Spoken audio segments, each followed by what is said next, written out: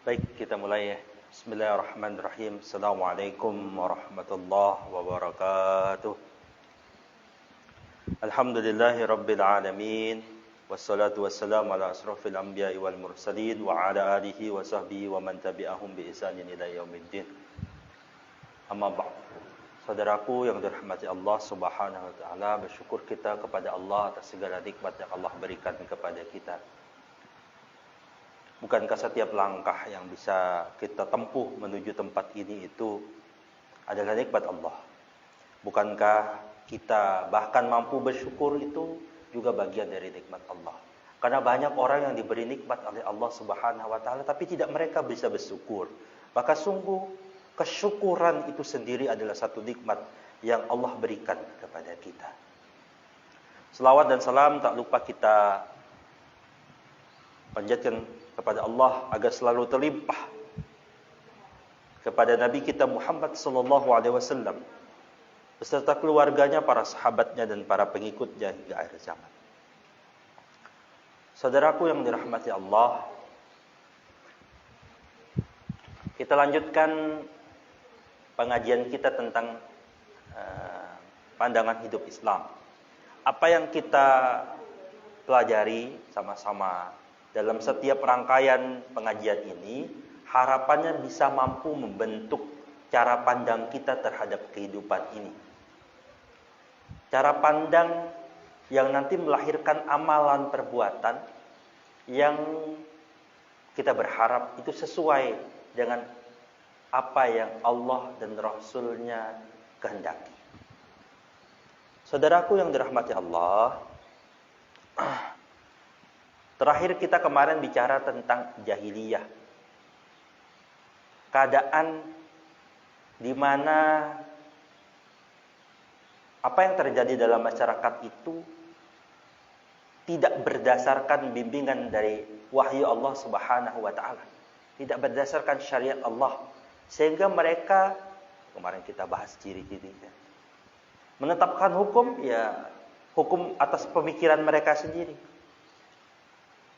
Berprasangka, beribadah, berakidah, itu berdasarkan zonnal jahiliyah. Zon mereka, pandangan mereka kepada Allah itu dengan pandangan mereka sendiri. Oh, Tuhan itu punya anak, ada yang bilang begitu mereka. Oh, Tuhan itu begini dan begitu. Itu zonnal jahiliyah. Lalu nanti kita temukan juga mereka berperilaku, berdandan, berpenampilan dengan cara penampilan jahiliyah. Terakhir disebutkan kemarin kita membahas tentang mereka punya hamiyatul jahiliyah, kesombongan, kebanggaan. Yang kebanggaan itu didasarkan pada suku mungkin, didasarkan pada kelompok mungkin, didasarkan pada garis keturunan mungkin, didasarkan pada warna kulit mungkin, didasarkan pada kesamaan bahasa mungkin. Mereka membanggakan, melebih-lebihkan dirinya dibanding yang lain. Nah, kesombongan inilah, kebanggaan inilah, itu yang disebut kebanggaan jahiliyah. Sombong mereka. Tapi kejahiliahan itu seperti kita bahas kemarin, itu bisa jadi hilang, bisa jadi berubah bentuk. Bentuknya mungkin tidak sama dengan apa yang dihadapi oleh Nabi Muhammad SAW beserta sahabatnya dahulu. Bisa jadi ia berbeda bentuknya, wujudnya berbeda, tapi substansinya sama. Sama dia mungkin ingkar kepada Allah. Sama mereka sombong, bangga diri dengan kelompoknya. Hatta mungkin bahkan bisa jadi ada terjangkit penyakit-penyakit kejahiliahan itu dalam diri umat Islam. Na'udzubillah. Mudah-mudahan kita terhindar dari hal seperti itu. Bapak Ibu, bapak-bapaknya belum ada. Adik, dan ibu-ibu yang dirahmati Allah Subhanahu wa taala.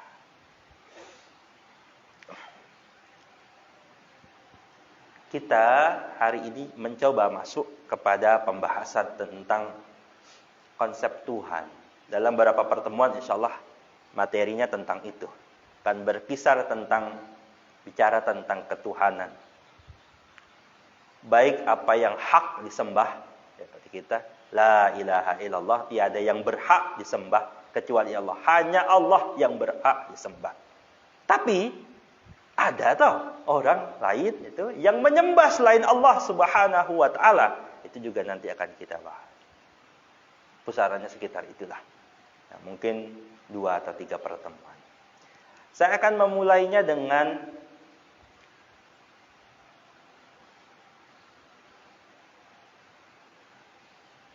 sesuatu yang membedakan Muslim dan orang di luar Islam. Apa membedakan? Oh, ini Muslim, ini bukan Muslim. Oh, ini beragama Islam atau tidak? Itu pembedanya, walaupun nanti banyak ciri-cirinya berbeda dan sebagainya. Tapi titik pertama berbedanya adalah orang itu bersyahadat atau tidak. Kan gitu.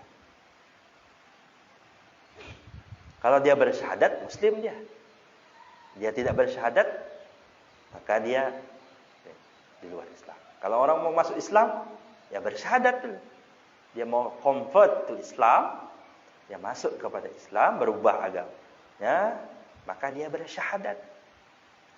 Tak boleh pribadi sendiri, tak harus dipimpin imam ya kan. Rame-ramean itu biasanya cuma sekedar prosesi saja. Ya, kalau kita lihat ya, hari ini kita saudara habis biasanya tuh kalau habis Jumatan di beberapa masjid ada gitu. Hari ini kita saksikan saudara kita masuk Islam. Itu dia sebenarnya sudah masuk Islam duluan, saya yakin.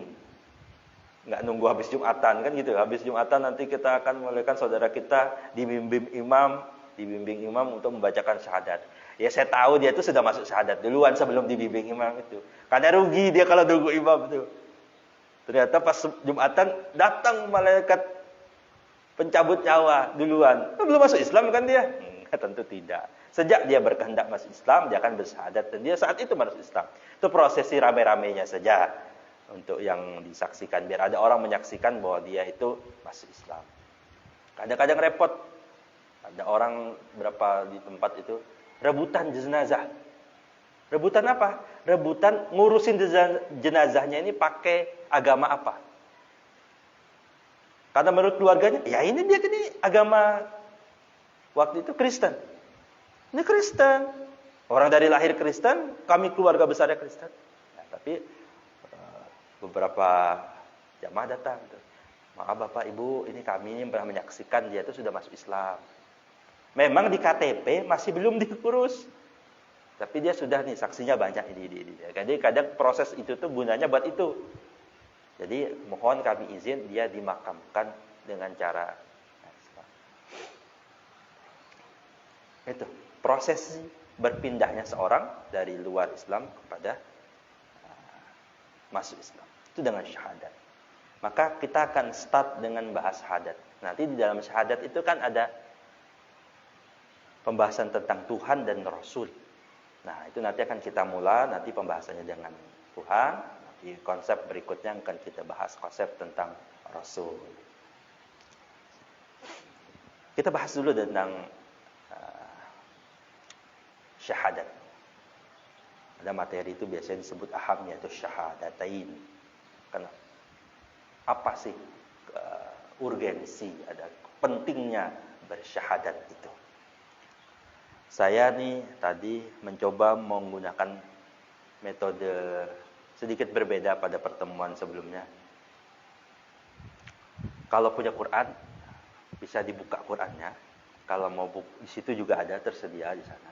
Biar kalau ada yang rasa-rasa ngantuk itu ada bisa dibaca.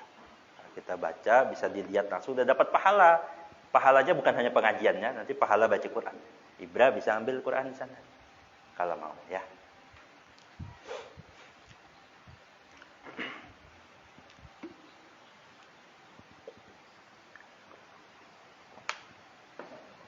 Kalau yang ada terjemahannya lebih bagus lagi. Nah, saya bacakan nanti, saya bacakan terjemahannya pula. Kalau mau pakai HP juga bisa ya sekarang itu. Apapun mudah.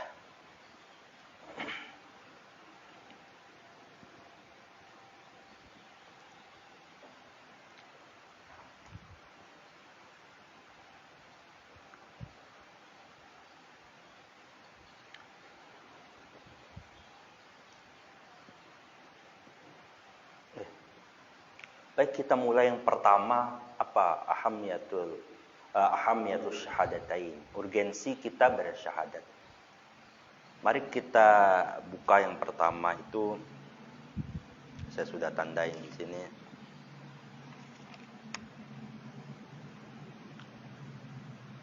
Al-Quran surah ke-7, surah Al-A'raf, ayat 172.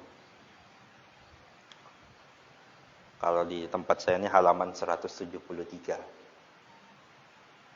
Al-A'raf ayat 172, surah ke-7.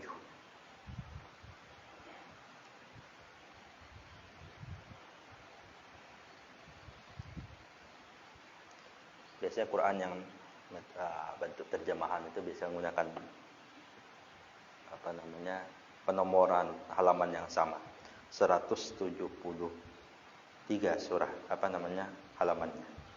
Temu saya bacakan. A'udzubillahi minasyaitonir rajim.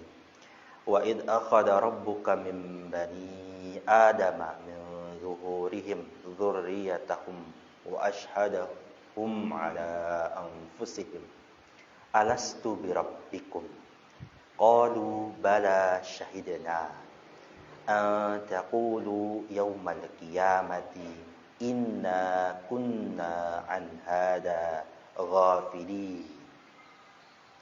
Dan ingatlah ketika Tuhanmu mengeluarkan dari sulbi anak cucu Adam keturunan mereka, dan Allah mengambil kesaksian terhadap ruh mereka.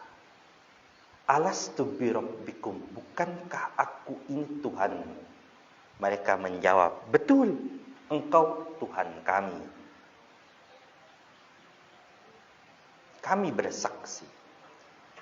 Kami lakukan yang demikian itu agar di hari kiamat kamu tidak mengatakan sesungguhnya ketika itu kami lengah terhadap ini.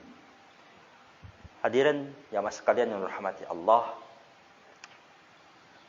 ayat ini menceritakan kepada kita dahulu di alam ruh.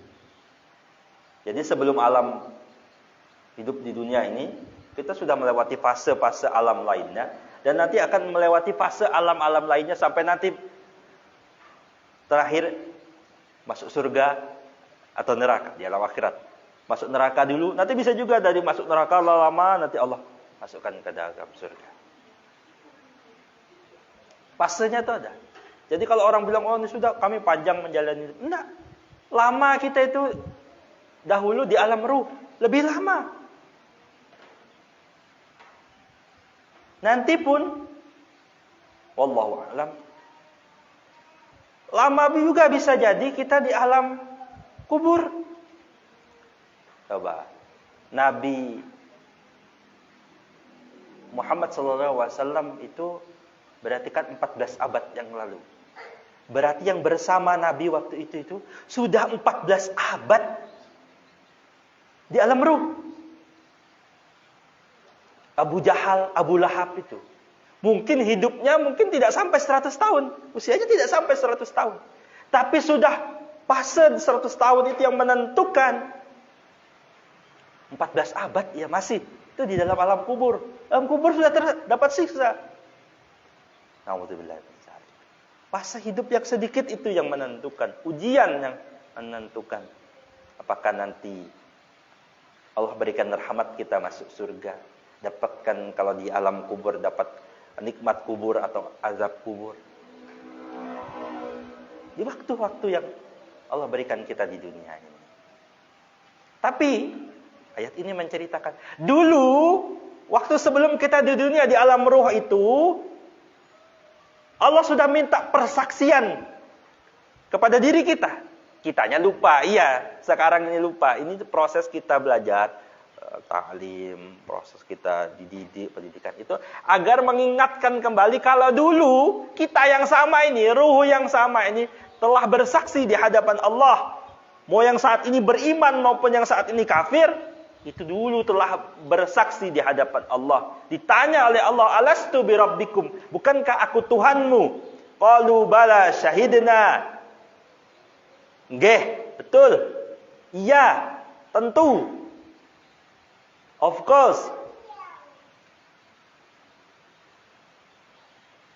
Sungguh, kita dulu saksi. Maka ruh itu dicerit dalam hadis sebutkan setiap anak itu lahir dalam keadaan yuladu alal fitrah. Fitrah. Fitrahnya itu bukan kosong, bukan kertas kosong yang nanti digambar gitu, bukan.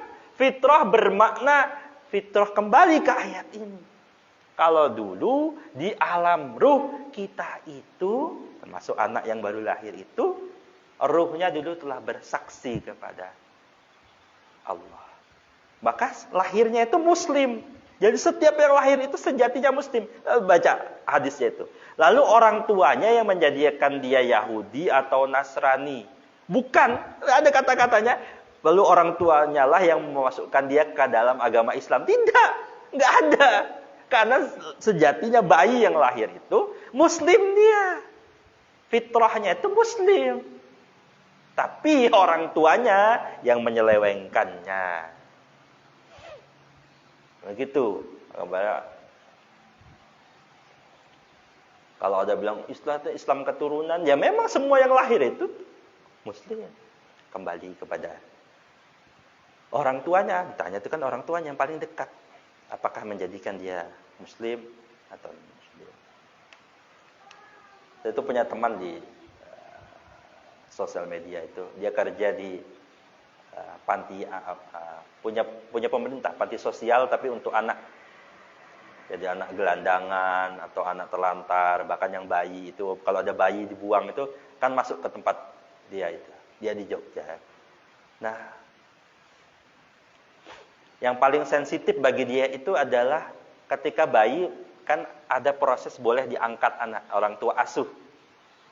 Yang jadi sensitif itu adalah orang tua asuhnya nih agamanya apa. Lah kalau anaknya dari kecil sudah jelas agamanya enak.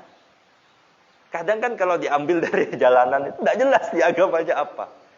Dia kalau datang orang tua asuh non muslim atau muslim dia ragu itu dia menyerahkannya gimana. Nah, itu memang ternyata sensitif sekali masalah begitu.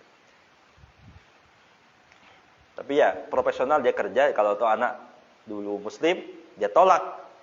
Oh, kalau ada orang tua asuhnya non muslim.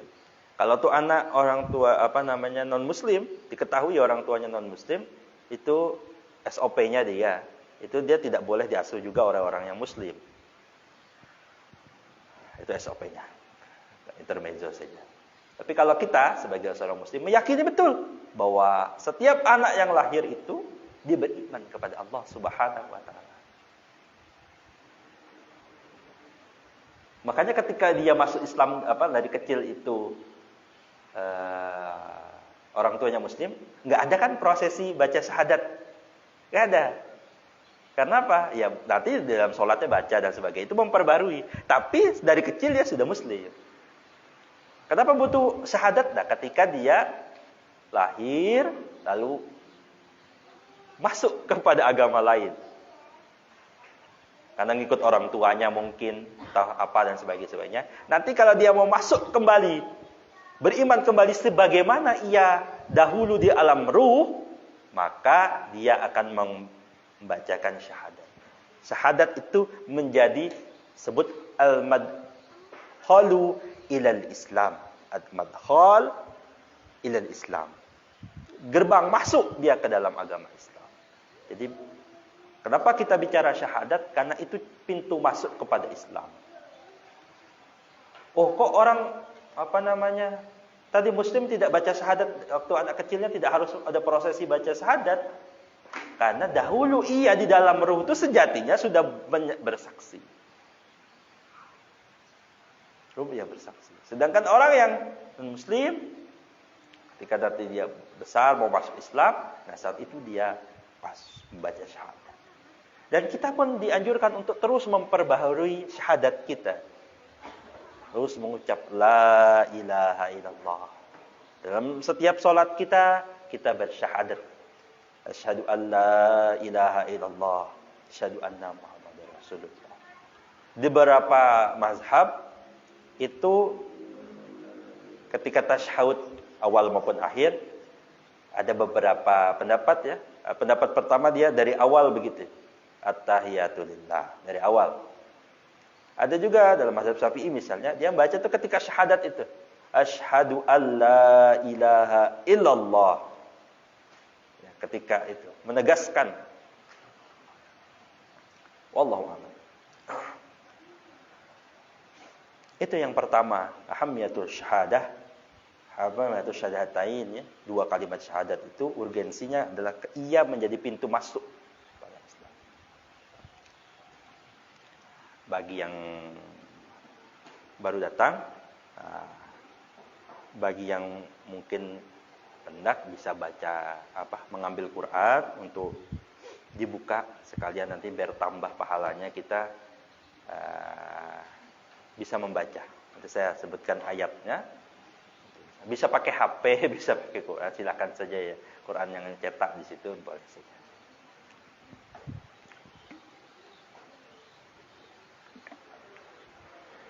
Kalau bisa ada yang terjemahan, karena nanti bisa ditambah baca terjemahnya.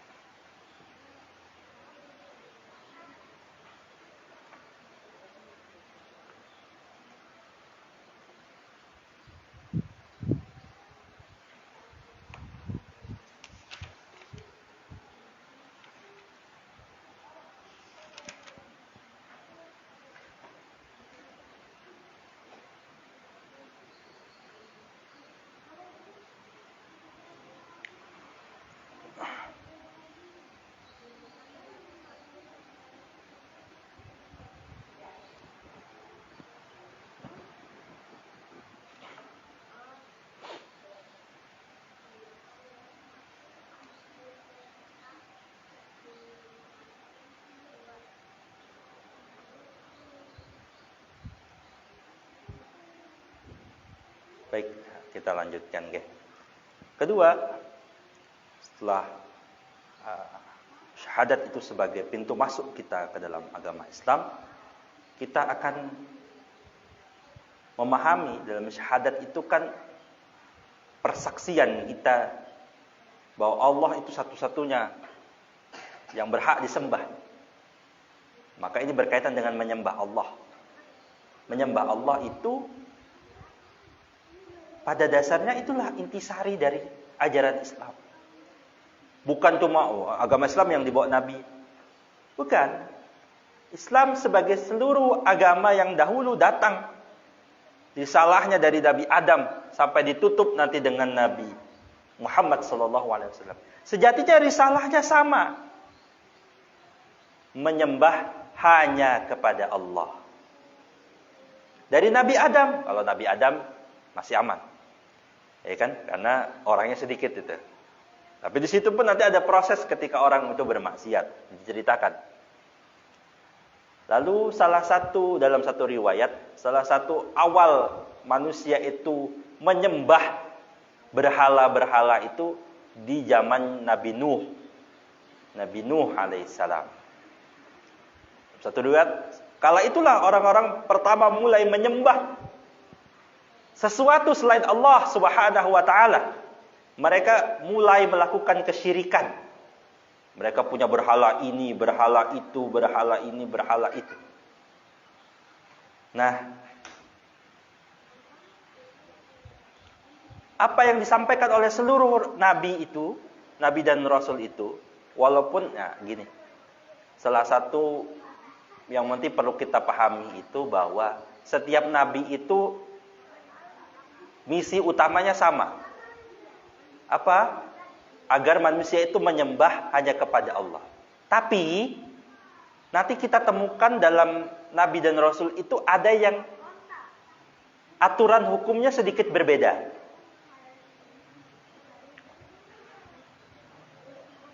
Kalau kita lihat ada puasa. Puasa kita kenal ada puasa Nabi Daud. Sehari puasa, sehari enggak. Itu berarti syariat yang dibawa oleh Nabi Daud. Jadi ibadahnya, bentuk ibadahnya terkadang berbeda. Berbeda sama puasanya gitu. Tapi ada aturan-aturan main yang berbeda. Ketika pertama kali puasa itu, di zaman Nabi Muhammad SAW, itu pertamanya itu ikut aturan main orang terdahulu, dia tidak sahur. Nanti ada, lalu ada syariat untuk sahur. Syariat sahur itu khusus untuk umat Nabi Muhammad sallallahu alaihi wasallam. Khusus. Jadi salah satu jangan ditinggalkan ketika puasa tuh upayakan sahur. Kenapa? Itu salah satu nikmat yang Allah berikan kepada umat Nabi Muhammad. Disyariatkan sahur. Umat terdahulu puasa juga, kan gitu ya. Apa kutiba alaikumusiyam ya. Kama kutiba alal ladina minkum. Ya, orang sebelum kalian, qablikum. Puasanya sama, ada sedikit aturan main yang berbeda. Hal-hal kan misalnya ada yang ngomong nih, ada yang berdalil, boleh dong melihara anjing, bawa main-main sama anjing, bahkan tidur sama anjing. Itu tuh ada tuh dalam Al-Quran. Apa? Ashabul Kahfi. Mereka bareng anjing tuh, bahkan anjingnya tidur bareng mereka. Sebentar. Syariatnya, aturannya berbeda. Di zaman Ashabul Kahfi sama umatnya Nabi Muhammad SAW. Berbeda. Nanti kita temukan lagi, nanti dalam ada berapa ayat itu. Nabi Isa itu salah satunya yang dimusuhi orang Bani Israel. Nabi Isa itu kan dikirim untuk Bani Israel. Bani Israel itu salah satunya menentang Nabi Isa adalah Nabi Isa itu menghalalkan apa yang diharamkan Bani Israel. Padahal ayatnya itu kan begini, saya agak lupa ayatnya itu. Kami halalkan sesuatu kepada Bani Israel itu apa yang dahulu diharamkan Israel bagi dirinya. Diharamkan Israel, bukan Bani Israel. Diharamkan oleh Israel pada dirinya. Siapa Israel? Israel itu kan nama lain dari Yakub. Israel itu Yakub. Dulu Yakub itu alaihissalam mengharamkan sesuatu pada dirinya. Itu ikut ke Bani Israel juga. Nah, ketika Nabi Isa datang, dia menghalalkan berapa hal atas dasar bimbingan wahyu dari Allah Subhanahu wa taala. Nah, itu ditentang oleh Bani Israel beberapa. Kamu itu kok memboleh menghalal-halalkan sesuatu yang haram. Nah, gitu. Jadi bisa jadi nanti itu ada sesuatu yang halal di umat Nabi terdahulu, haram di kita sebagainya, sebaliknya. Pernah dalam Al-Qur'an tidak kita temukan dalam Al-Qur'an itu, misalnya dalam Al-Baqarah itu. Itu orang sering nanya dulu berapa kali ke saya temukan. Ketika bahas tentang umatnya Nabi Musa.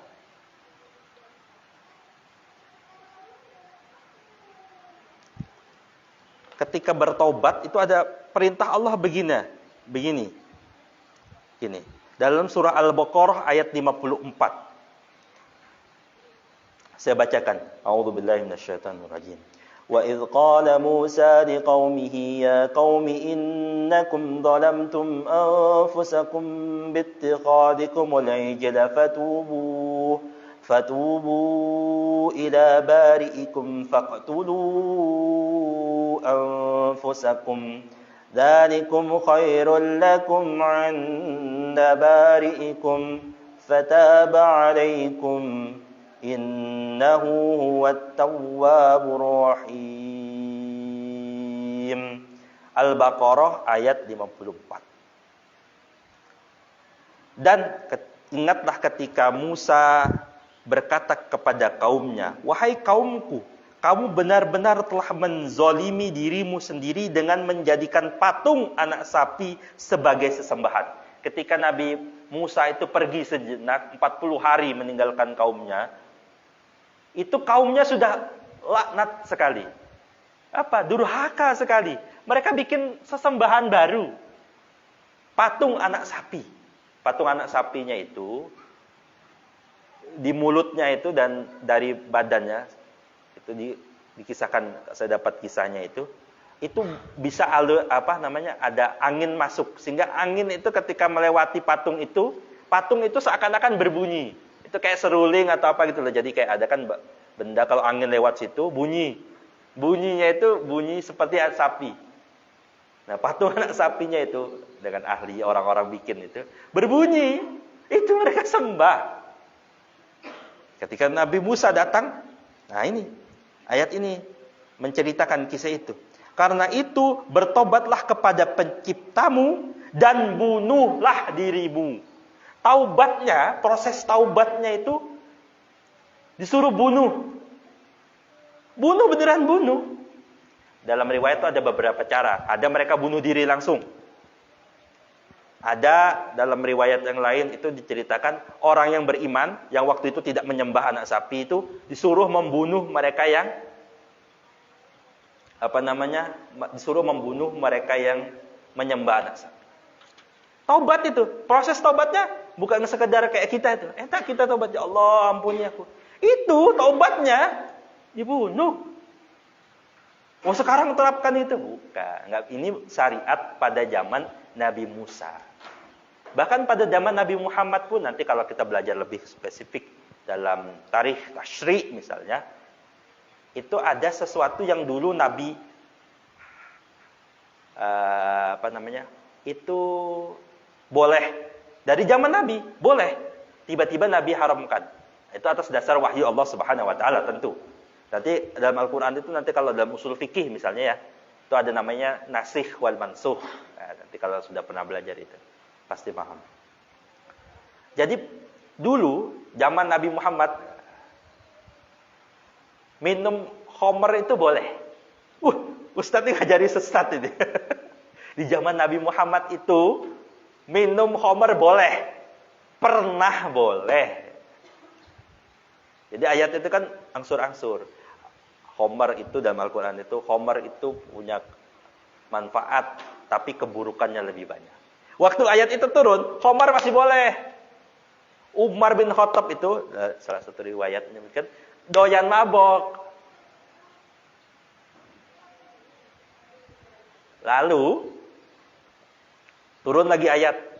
Pelan-pelan, itu cara Allah mensyariatkan itu. Pelan-pelan, ada ayatnya itu, jangan dekati sholat wa antum sukara. Dalam keadaan mabok.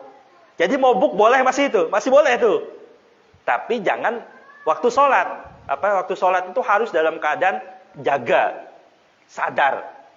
Makna mabok dalam sholat itu kan, mabok dalam khamr itu adalah akal pikirannya nggak nyambung, bukan mabuk kendaraan. Ya, mabuknya itu mabuk yang membuat orang hilang kesadaran. Jadi yang kedua, itu masih boleh. Tapi jangan di waktu-waktu dekat sholat. Jadi jangan mabuk dekat-dekat waktu sholat. Jadi yang jedaknya panjang, itu misalnya malam habis isya, itu boleh mabuk masih. Masih pada waktu itu. Lalu turun ayat yang ketiga. Bahwa khamar itu rijsum min amalis syaitan. Itu mbahnya najis. Mbahnya keburukan. Itu amalan perbuatan setan. Nah saat itulah baru khamr diharamkan. Jadi sebelum itu masih boleh. Nabi ada nih. Itu pelan-pelan cara Allah mengurangi kan pertama tadi. Oh iya tuh mabok masih boleh, tapi buruk tuh banyak burukannya. tinggalkan pelan-pelan. Mulai sedikit yang murah. Terus pelan-pelan. Pelan-pelan. Bahkan sholat 5 waktu itu kan, dia sering ada kata-kata, hati-hati permainan dengan kata-kata itu. Nabi itu sudah masuk Islam, pernah nggak sholat 5 waktu? Betul. Kenapa? Karena itu sebelum Isra Mi'raj. Sholat 5 waktu itu kan baru turun syariatnya ketika Isra Mi'raj. Sebelum Isra Mi'raj, Nabi nggak sholat 5 waktu. Karena aturannya waktu itu sholatnya sholat malam. Sholat wajibnya itu sholat malam. Jadi kalau kita pernah dengar ada Baitul Arqam, rumah Arqam, Arqam bin Abi Arqam itu, mereka ngumpulnya itu di waktu sholat malam, bukan siang-siang. Ngumpulnya bareng itu di waktu malam, sembunyi-sembunyi di rumah Arqam bin Abi Arqam. Begitu ya? Saya cuma mengatakan bahwa syariat itu bisa sedikit berbeda antara nabi yang satu dengan nabi yang lainnya. Bahkan zaman Nabi Muhammad pun ada syariat yang berbeda. Kenapa? Karena syariatnya diatur pelan-pelan. Dulu ziarah kubur itu dilarang, tapi setelah itu diperbolehkan. Dulu khamar itu boleh, tapi habis itu diharamkan. Dulu sebelum ayat menutup aurat, wanita-wanita diminta menutup, menjulurkan jilbabnya itu, waktu itu auratnya belum diatur sampai segitu. Nah, gitu ya. Jadi pengatur. Jadi jangan asal hadis Nabi itu pasti bisa kita amalkan. Enggak. Itu kapan? Nabi melakukan itu kapan? Nabi tidak sholat 5 waktu, betul. Waktu sebelum Isra Mi'raj, betul gitu ya. Kayaknya hati-hati. Ada bilang, ini kok ada nih riwayat bahwa Nabi itu enggak sholat 5 waktu, betul. Tapi itu zamannya. Oh iya nih, Nabi melarang ziarah kubur. Iya, setelah itu ya dibolehkan. Ini nih, ada syariat nikah mut'ah. Nikah mut'ah itu nikah kontrak. Ya, saya nikah ya, kita nikah 3 bulan. Kita cerai nanti 3 bulan. Putus, selesai. Di kontraknya 3 bulan. Saya kasih nafkah untuk 3 bulan. Nah, gitu. Itu pernah dibolehkan. Pernah dalam syariat. Tapi setelah itu dihapus aturannya, dilarang. Orang Syiah sampai sekarang masih menganggap itu boleh. Makanya mereka mengatakan boleh. Ini ada dalilnya, Nabi membolehkan. Iya betul. Nabi pernah membolehkannya. Setelah itu, nah ini ya pelan-pelan cara pandang kita memahami syariat. Tapi semua nabi dan rasul itu misi utamanya tetap sama. Apa itu? Memerintahkan manusia untuk menyembah hanya kepada Allah. Nanti di akhirat itu Nabi Isa ditanya, "Wahai Isa, kamu ini banyak umatmu itu menyembah dirimu. Apakah itu yang engkau perintahkan kepada mereka?" "Tidak, ya Allah," kata Nabi Isa. "Aku tidak memerintahkan mereka menyembah diriku." Jadi di Injil itu banyak kata-kata anak Tuhan. Bukan cuma kepada Yesus, bukan hanya kepada Isa. Ada yang lain sebut-sebut anak-anakku. Tuhan itu menyebut. Itu maksudnya sesuatu yang dimuliakan. Baitullah, rumah Allah. Bukan berarti Allah tinggal di situ, tapi rumah yang dimuliakan oleh Allah. Anak Tuhan sudah. Nanti kita temukan sebenarnya cara bacanya tuh bukan dia anak langsung gitu, bukan. Tapi anak manusia yang dimuliakan oleh Allah Subhanahu wa taala. Tetaplah dia manusia, bukan dia Tuhan gitu. Tapi salah baca orang, wah anak Tuhan nih berarti juga Tuhan. Gitu. Nah, ini yang jadi masalah. Karena sebenarnya dulu ada tuh anak manusia yang dulu bapaknya dewa. Ya, sebenarnya itu dasarnya itu mitologi orang Yunani, mitosnya orang Yunani. Siapa? Contohnya tuh Hercules. Contohnya siapa lagi? Achilles. Siapa ya namanya itu? Dia itu bapaknya Tuhan kata mereka. Dewa. Tuhan mereka kan dewa. Bapaknya adalah Zeus. Zeus kawin sama anak manusia, seorang manusia. Nanti anak manusianya tuh setengah Tuhan, setengah manusia, setengah dewa, setengah manusia. Sebenarnya ajaran ada anak Tuhan dalam maksa begitu yang sekarang itu di kaum Nasrani itu pada dasarnya salah satunya kalau saya pernah baca tuh berangkat dari mitos-mitos begini, bahwa Tuhan itu bisa jadi Tuhan itu ada dewa menikah dengan manusia, nanti anaknya itu juga dewa, setengah dewa gitu, punya darah dewa. Nauzubillah min dzalik. Nah, Nabi Isa nanti mengklarifikasi di hadapan Allah, enggak. Bukan, aku tidak pernah menyuruh kalian menyembah kepadaku. Bahkan iblis pun nanti di akhir kiamat itu, wahai orang-orang yang dulu kusesatkan, aku berlepas diri dari kalian, gitu. Nanti dalam satu riwayat hadis itu, iblis itu nanti pidato dia di akhir zaman. Iblis itu kan beriman. Jadi sebenarnya orang nggak beriman itu lebih jelek dibanding iblis. Iblis itu beriman. Cuma dia bangkang kepada Allah ketika diperintahkan untuk sujud kepada Adam. Tapi kan dia tahu, tetap dia mengatakan, wahai Tuhanku. Gitu. Berarti iblis itu sebenarnya dalam level ini kesyirikan itu lebih baik dibanding orang-orang yang syirik menyembah selain Allah. Itu ya, bahwa tadi apa ya? Bahwa Islam itu menyembah kepada Allah itu ada dalam syahadat, itu adalah hal yang utama dalam ajaran seluruh nabi yang bawa itu. Nabi siapapun itu ajaran utamanya itu menyembah hanya kepada Allah, atau kita sebut dengan tauhid. Seperti dalam surah Al-Baqarah, akan dibuka Al-Baqarah ayat 21. Al-Baqarah ayat 21. Yang belum datang, baru datang mau ngambil Quran boleh, atau buka pakai HP silakan. A'udzu billahi minasyaitonir rajim. Ya ayuhan nasu ubudu rabbakumul ladzi khalaqakum wal ladzina min qablikum la'allakum tattaqun. Wahai manusia, sembahlah Tuhanmu yang telah menciptakan kamu dan orang-orang sebelum kamu agar kamu bertakwa.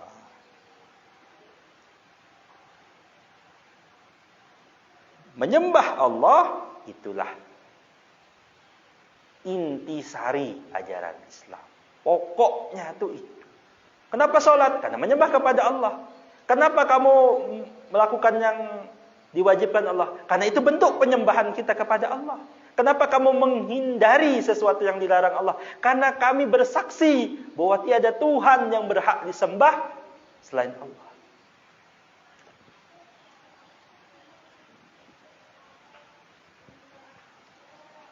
Hadirin yang dirahmati Allah Subhanahu wa taala. Itu yang kedua, intisari dari kita bersyahadat kepada Allah Subhanahu wa taala. Urgensi kita bersyahadat kepada Allah. Bersyahadat bahwa Allah itu satu-satunya Tuhan yang hak yang disembah oleh manusia. Dan Nabi Muhammad itu adalah utusan Allah.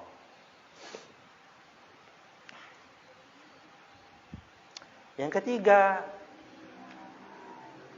syahadat itu mestinya menjadi titik tolak perubahan, titik pembeda. Kalau ada orang baru masuk Islam, amalnya sebelum bersyahadat, setelah bersyahadat itu hendaknya berbeda, wajibnya berbeda, seyogyanya berbeda. Amal baiknya mungkin tetap diterapkan. Nah, ini zaman Nabi itu kan ada orang yang dulu memusuhi Nabi, lalu masuk Islam. Dulu loyalitasnya itu kepada sukunya, kebanggaannya kepada kebanggaan jahiliyah itu diganti dengan kebanggaan dia di jalan Allah. Saya pernah cerita di sini kalau tidak salah. Abu Sufyan itu ketika Nabi sudah meninggal, Abu Sufyan ini kan dulu menentang Nabi habis-habisan. Panglima perang Uhud. Khalid bin Walid itu bagian dari pasukan. Panglima tertingginya perang Uhud itu Abu Sufyan. bersama panglima-panglima mudanya yang lain itu kan. Itu di perang Ahzab, salah satu perang pengepungan Madinah. Ya nanti kita kenal dengan ada perang Khandaq itu. Salman Al-Farisi menyarankan dibentuk parit-parit itu.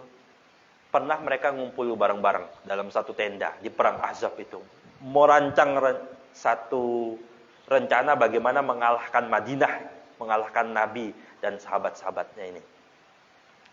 Lalu, sekian tahun berlalu, ketika Nabi sudah tiada, mereka itu, semua yang ada dalam tenda itu, di dalam tenda itu, qadar Allah, itu masuk Islam.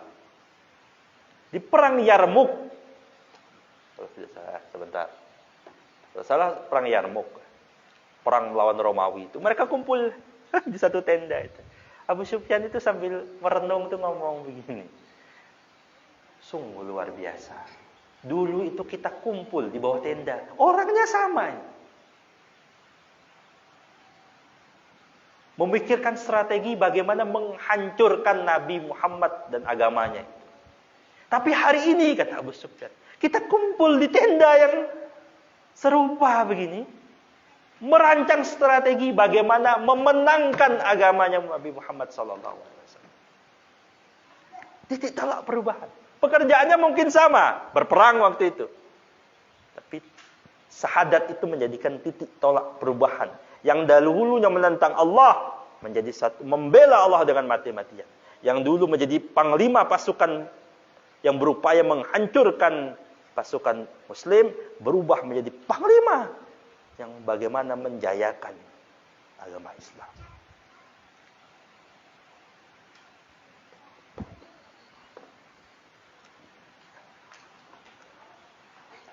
Dalam surah Al-An'am, surah Al-An'am itu surah ke-6, ayatnya 122.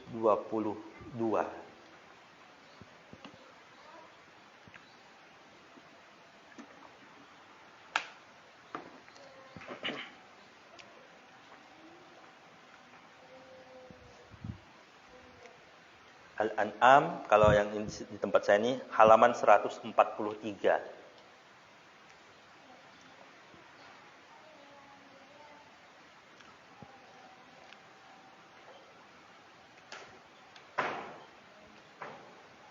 Al-An'am, ayat 122, halaman 143.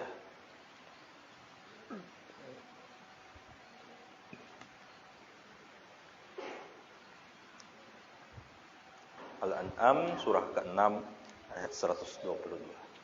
Sudah ketemu, saya bacakan. A'udzubillahi minasyaitonir rajim. Awaman kana maitan fa ahyaynahu wa ja'alna lahu nuran yamshi bihi fin nasi kaman mathaluhu fil dhulumati laysa bikharijin minha.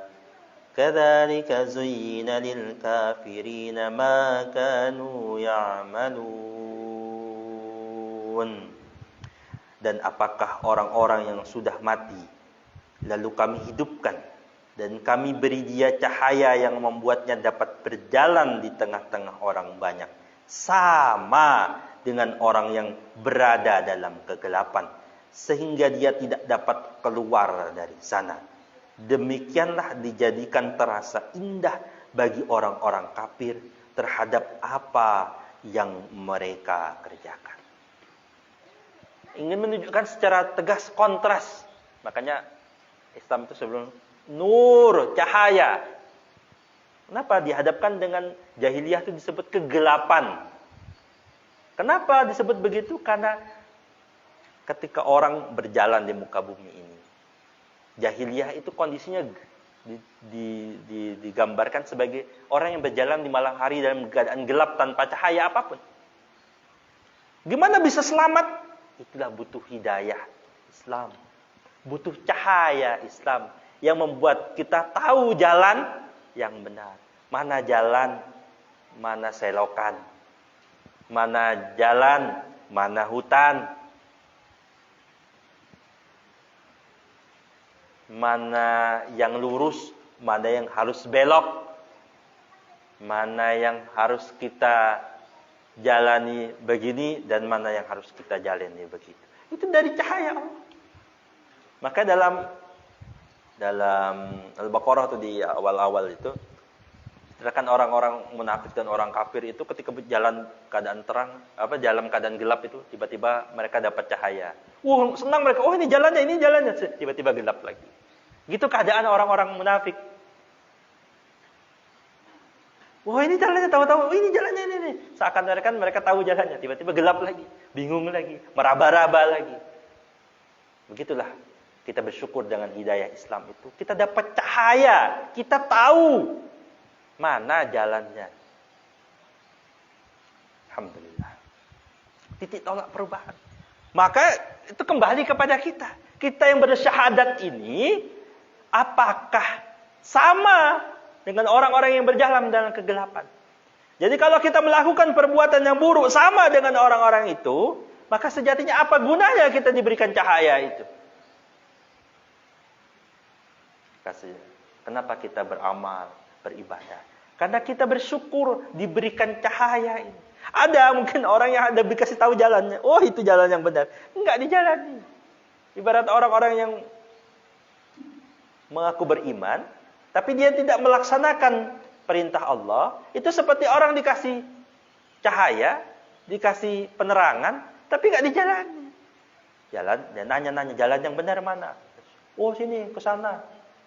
Dia malah balik ke belakang, enggak menempuh jalan itu. Itulah diceritakan sebagai orang-orang yang Yahudi, Bani Israel itu disebutkan dalam Al-Quran. Mereka itu punya ayat itu. Kenapa kalian melakukan kebuatan yang buruk itu sedangkan kalian tahu tentang Alkitab? Orang-orang yang dimurkai kan ghairil maghdubi alaihim waladdallin. Ghairil maghdubi alaihim. Bukan jalannya orang-orang yang dimurkai oleh Allah dan bukan jalannya orang sesat. Orang yang dimurkai Allah ini tafsirannya adalah orang-orang yang tahu tapi tidak menjalankan sesuai dengan pengetahuan.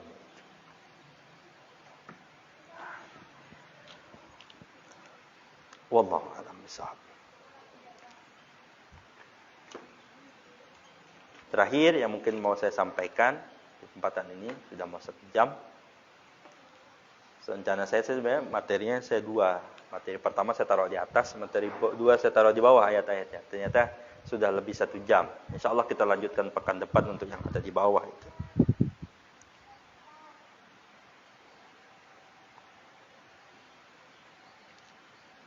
Terakhir, bahwa ternyata kalimat syahadat yang ringkas itu, kata Nabi, ya, dalam satu riwayat itu, barang siapa yang akhir hidupnya itu mengucap La ilaha illallah, dakhalal jannah, masuk surga. Oleh karena itu, kalau Pak Bayu ini sering ngajari orang mengurus jenazah. Dia akan mulai dengan itu. Mulai dengan